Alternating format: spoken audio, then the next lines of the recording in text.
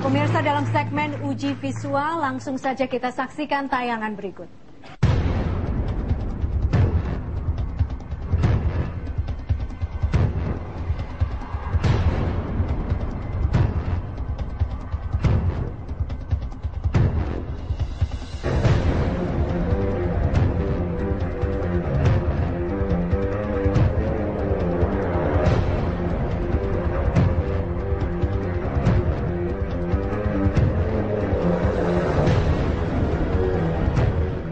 Pak Fadel, seberapa bahaya sih kalau setiap keinginan untuk dimekarkan itu selalu diakomodasi?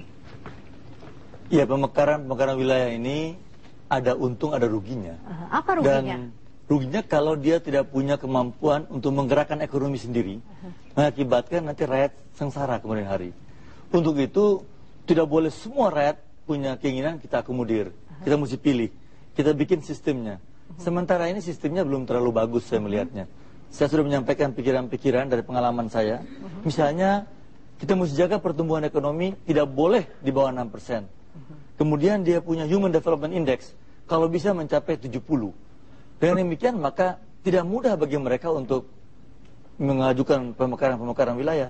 Akibatnya akan terseleksi di mana yang bisa dimekarkan, mana yang tidak bisa. Oke, sekarang ada 33 provinsi, tapi kalau lihat demografis Indonesia, menurut Anda berapa sih angka yang ideal? Kalau saya melihatnya bisa sampai mencapai 45-46 provinsi. Apa pertimbangannya? 45 dari sampai, tadi ya? jumlah penduduknya, jumlah kabupaten kota, dan yang ketiga yang paling penting adalah span of control, manajemennya. Jangan lupa, mengelola pemerintah daerah itu kunci keberhasilannya adalah management capacity. Jadi kalau juga terlalu besar, terlalu banyak bupati, wali kota yang ditangani, pasti gubernurnya tidak mampu mengayomi yang baik. Sehingga bisa kita atur kembali. Baik, 40 sampai 45 begitu. Ya. Oke, baik. Kita akan bergabung dengan Yogyakarta. Di sana sudah ada Bapak Maksum, Guru Besar Teknik Industri Pertanian dari UGM. Selamat malam, Pak Maksum. Selamat malam, Mbak Vivi. Silakan langsung bertanya kepada Pak Fadel. Oke, selamat malam, Bung Fadel. Selamat malam, assalamualaikum, Pak Maksum. Nah, salam warahmatullahi wabarakatuh. Saya gemeter melihat tekad antum. Ya. Jangan melihat begitu nih, guru kita nih. Iya, back to agriculture. Saya kira itu semangat yang bukan main. Ya. Setelah bangsa ini berjalan sekian jauh, salah kiblat. Ya, karena menganaktirikan pertanian, karena menempatkan sektor pertanian dan pedesaan dan sekaligus rakyat taninya sebagai tumbal pembangunan negara, sebagai penghasil pangan murah, bahan baku murah demi pembangunan bangsa. Setelah sekian lama negara ini salah kiblat, bagaimana optimisme, bagaimana klarifikasi Bung Fadel menjamin optimisme untuk kembali ke kiblat yang benar, yaitu pertanian? Baik, oke, silakan dijawab. Terima Pak kasih. Fadel. Jadi ada 3 langkah, Pak, yang segera dibuat. Yang pertama adalah kita membuat konsep di mana tiap-tiap kabupaten memiliki 1 atau 2 produk unggulan. Jadi kita mesti bilang, dan pemetaan seperti itu bisa kita bikin dengan beberapa cara. Yang kedua adalah kita berikan otonomi lebih besar kepada bupati, gubernur, dan kontrak dengan pemerintah pusat. Kontrak kinerja. Misalnya, saya berikan anggaran kepada kamu 100 miliar. Kamu harus produksi jagung sekian ton. Saya berikan anggaran 50 miliar. Tapi kamu mesti menambah produksi padi sekian ton. Dengan demikian mereka berlomba-lomba semuanya berorientasi pada produksi.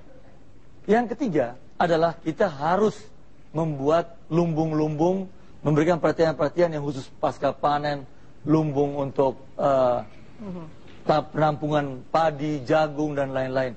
Dan yang paling pokok, Pak, adalah jangan terlalu banyak menentukan 20, 100 produk, jangan. Kita pilih 10 produk, tapi kita fokus ke sana. Kita berikan semua dana untuk sana, kita arahkan ke sana, dan kita katakan, kita harus mengekspor produk-produk ini. Jadi, tidak lebih 2 tahun, Pak. Bapak akan bangga mengatakan bangsa kita mampu bikin itu. Oke, begitu Pak Maksum. Ya. Pertanyaan berikutnya, Pak Maksum, atau masih mau follow up? Ya. Oke. Masih, jadi begini. Saya katakan negara kita sudah sekian lama salah kiblat. Dengan memilih kebijaksanaan atau kebijakan dikotomi ekonomis, memanjakan sektor industri, tapi yang tidak menyelesaikan monetary policy, fiscal policy, kemudian trade policy yang pro pertanian, karena sementara ini anti pertanian. Bagaimana optimisme Anda bisa dijamin tanpa merombak secara struktural kebijakan-kebijakan itu? Harus optimis, Pak. Kita harus yakin bahwa yang Bapak katakan tadi sudah benar arah kiblat, jalan yang benar itu. Jadi dengan demikian semua kita bikin kebijakan. Yang pertama kita mesti ambil langkah, tutup mata, jangan lagi mendengar itu WTO. Jangan lagi mendengar IMF.